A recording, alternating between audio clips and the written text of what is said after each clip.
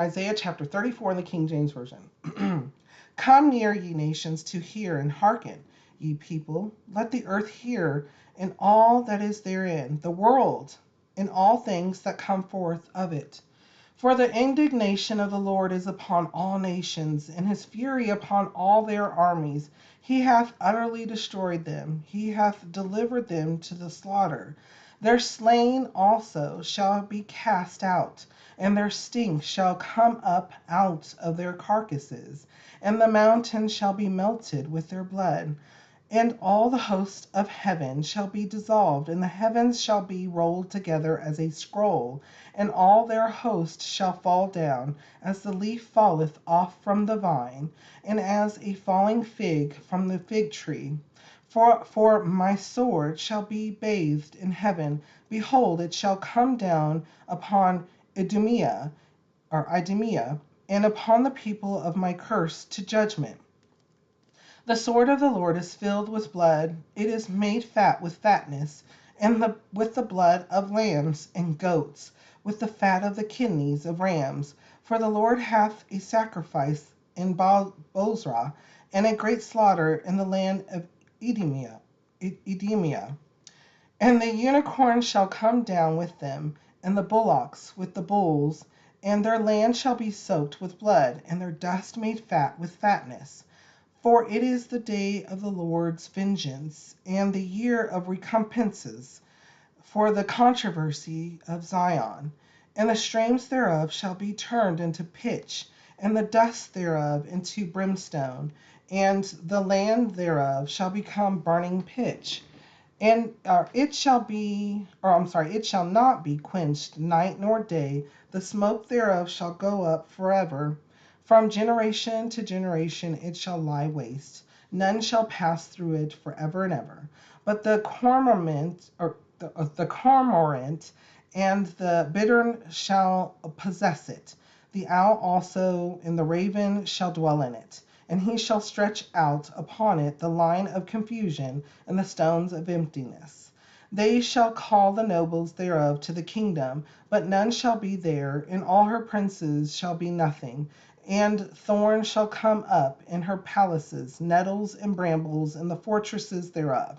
And it shall be an habitation of dragons, and a court for owls.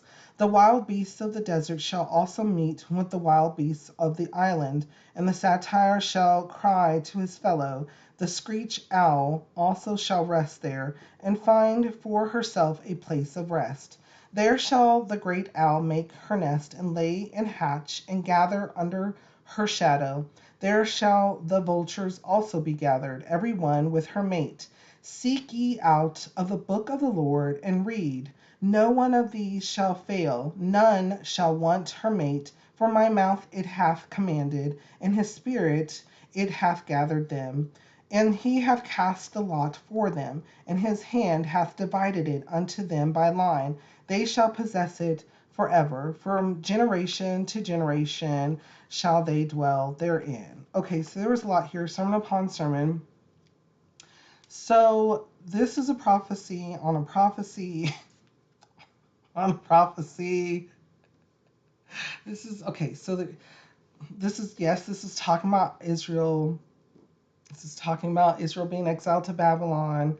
This is talking about after the exile, what's going to happen to Babylon or the Medes and the Persians by that time. This is talking about a lot. This is talking about also what's could be considered to come. So let's go to verse 16. Seek ye out of the book of the Lord and read. No one of these shall fail. None shall want her mate, for my mouth it hath commanded, and his spirit it hath gathered them. Okay. There's a lot here. And one thing that it has to deal with bringing past to present, even today, because I believe it's talking to everyone, is that we continually, science has been said that it is a source to try to disprove items in the Bible. Fails every time.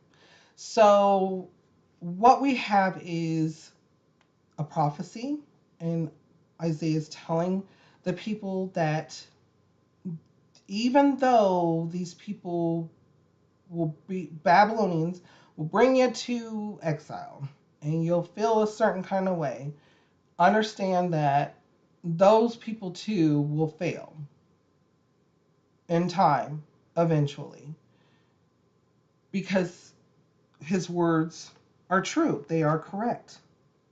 Seek ye out of the book of the Lord and read. No one of these shall fail. Not one, not one. None shall want her mate, for my mouth it hath commanded, and his spirit it hath gathered them. None shall want her mate.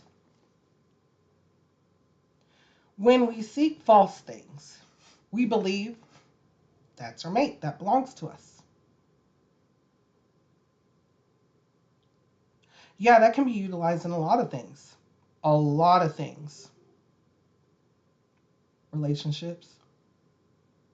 Oh, yes. It has been said and been preached before that when you have a relationship with a person and it goes to an intimacy portion, that the two become one, and then if you don't continue on in that relationship, you go to another and the two become one, and the two become one, and the two become one. That's a question for you. Reading this verse, okay, so you have an example in relationship, you also have it in things. You have it in people, you have it in things, you have it in ideas, ideology, okay? So you have it in when you start wanting to set a pattern of thoughts and then trying to justify those, which happens today, right? Absolutely, all the time. Where you think how you think is the correct way and the only action that should be taken. However, was that from the Lord? Was that seeking the Lord? Was that seeking the Lord and it was provided? Was that seeking the Lord and it was created? Was that seeking the Lord and it was given? Okay? Seek ye out of the book of the Lord and read. No one of these shall fail, none shall want her mate, for my mouth it hath commanded. That thing, it's in vain, it's in vanity. And his spirit, it hath gathered them. Absolutely. Absolutely. When we do listen to what the Lord has in store for us, we receive the best. We obtain the best. And that works for all things. And yes, the Lord can work on things that weren't supposed to be either. I don't know who's a fantastic example that really had, oh, I don't know, faith. David. Who else? Saul, who becomes Paul. Yeah, Saul, who becomes Paul. He was there when something happened to Stephen.